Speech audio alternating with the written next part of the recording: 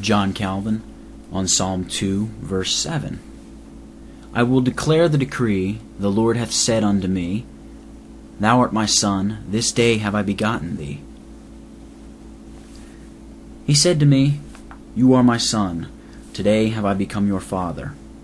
David, indeed, could with propriety be called the Son of God on account of his royal dignity, just as we know that princes, because they are elevated above others, are called both gods and the sons of God. But here God, by the singularly high title with which he honors David, exalts him not only above all mortal men, but even above the angels. This the apostle, in Hebrews 1 verse 5, wisely and diligently considers when he tells us this language was never used with respect to any of the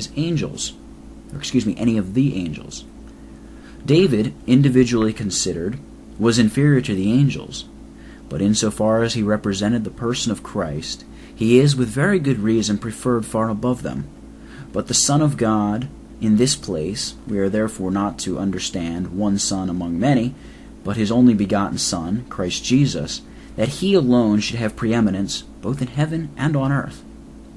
When God says, I have become your Father, or I have begotten you, it ought to be understood as referring to men's understanding or knowledge of it.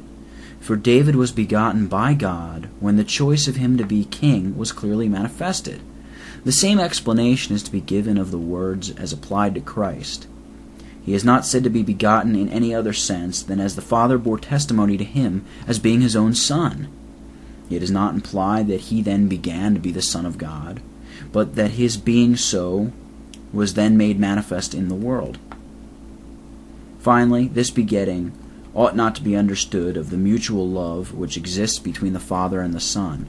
It only signifies that he who had been hidden from the beginning in the sacred bosom of the Father, and who afterwards had been obscurely shadowed forth under the law, was known to be the Son of God from the time when he came forth with authentic and evident marks of sonship, according to what is said in John 1 verse 14.